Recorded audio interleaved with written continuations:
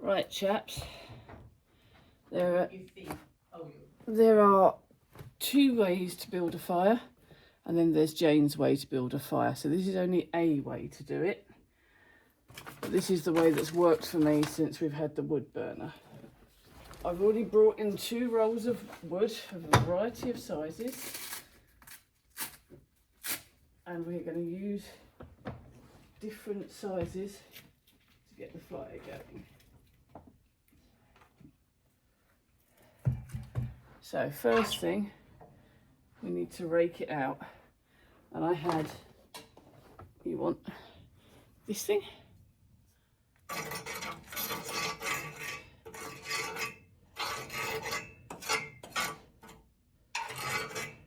And I had a piece on a light till way gone 1 last night, so I've got nice warm kittens, and the grate is still, oh, there's even a little glowy bit just there.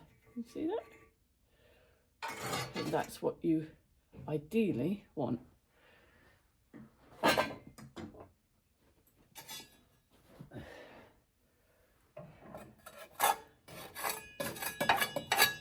So bringing all the ash to the middle to fall through the grate. You can leave a little bed of that in, that's okay. But every 3rd day, you need to change this tray, and this is really, really important. I will change it tomorrow morning. There is a groove.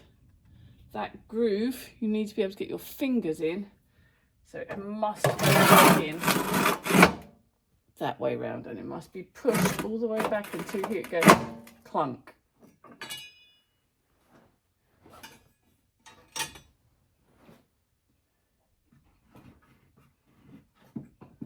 So I've got 2 thin L-shaped bits, but 2 thin flat bits will work too. It's just that these are easier because you don't have to balance them. One at the back,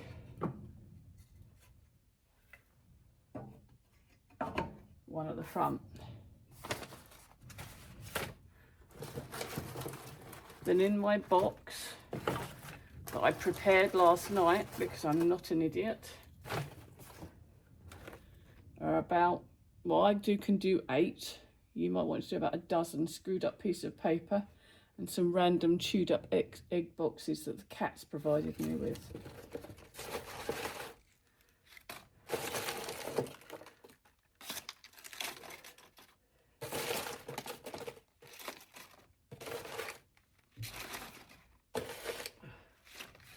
And you don't want to stuff this too hard together, or it won't light.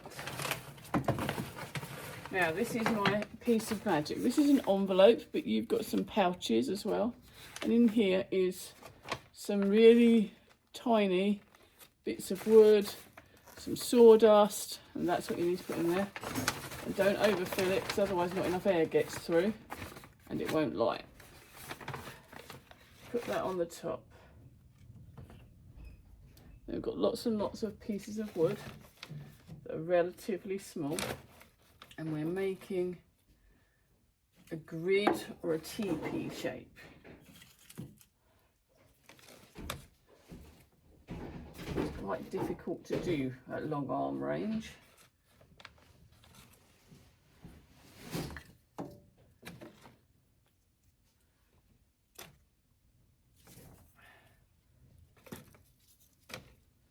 Now I already know that because some of my wood is a bit damp, this is going to need a lot of help, but that's okay. Sometimes it is hard work. So before I get a match anywhere near it, I'm going to push this all the way over. It is the right in reality, but of course being a camera screen, this shows us the left.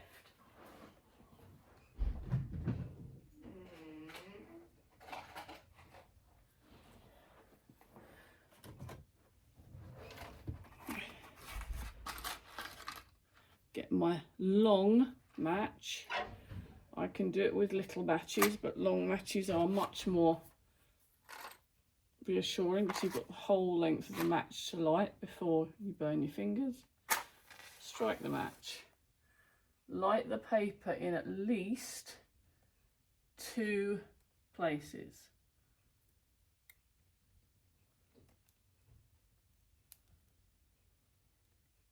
Then drop the still lit match in a 3rd place. Push the door to, let the handle touch the side. Obviously don't bang it like that, that was for emphasis.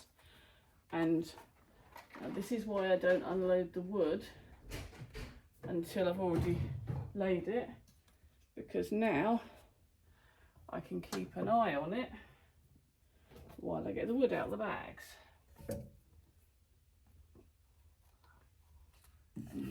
You should be able to see in a minute that I'm laying all sorts of different sizes.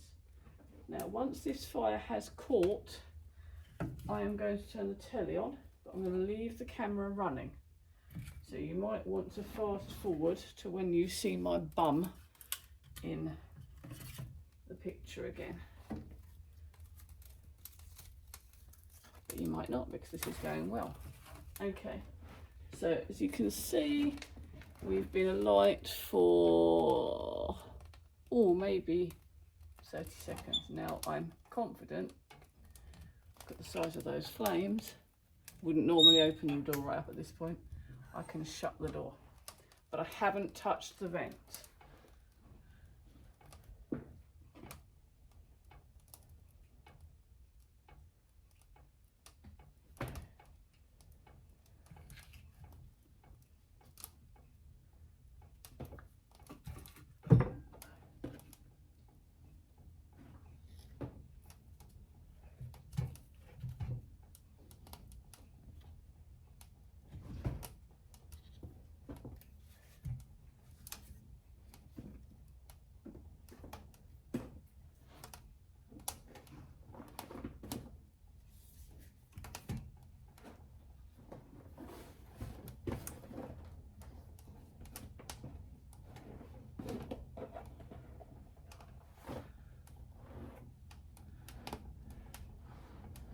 Move you back a bit, so excuse the wobble. So now you can see that I've loaded the wood, never touching, always 2 inches away, but so that the stuff that's a little damp can warm and dry till we need it. So we've got really, really big flames now. So now we can shut the vent about halfway. And now we can get up and put all our sleeves away and all our other odds and sods.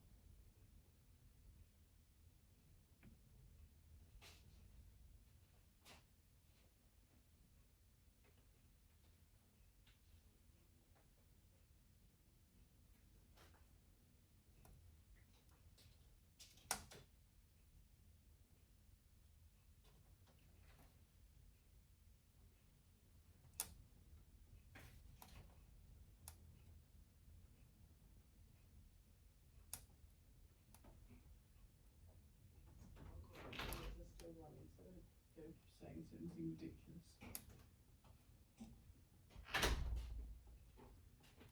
Right. So I've put all my boxes and bits away, and she's now secure. So now I can close it all the way down, and there will be a little gap at the end. That's deliberate. We had a screw put in so that we couldn't shut it right up. If you shut it right up, you then get a lot of smoke, and it also doesn't make the fire secure. So I'm going to leave the camera running. I am now confident that I can get on with my other jobs for about 3 minutes, and then I'll be coming back to the fire. So we've had start, 2 minutes, however long it took me to move the stuff around, about another 2 or 3 minutes, and now in about another 3 minutes I'll be doing other things. Telly's going to go on, so don't be surprised if there's background noise. Okay.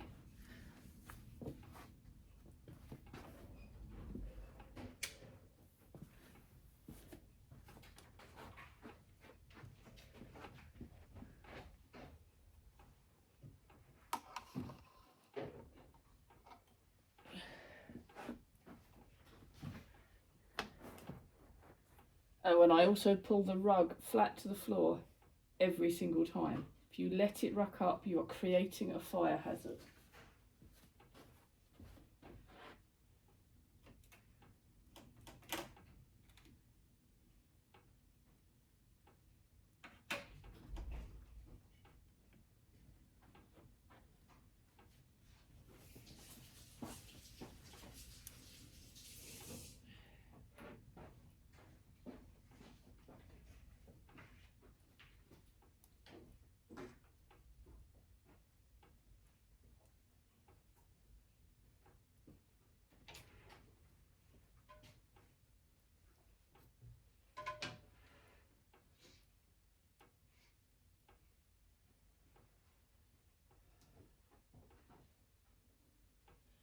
Do you want me to put these clothes away or leave them on the bed ready for consideration for packing? No.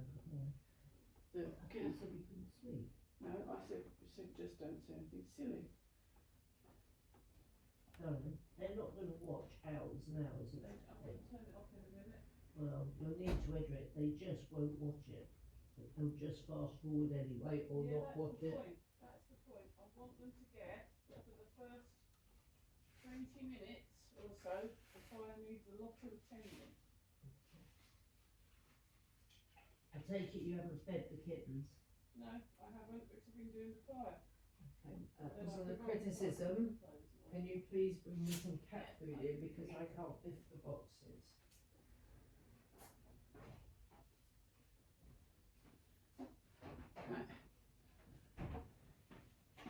Don't know whether you can see that on the camera. Yes, I will feed the kittens in just a second, but the fan has just started whirring convincingly on the top. So now I'm going to get my pokey thing, open it up. I'm going to flip over this one at the front if I can. I can't always. And add another couple of small bits.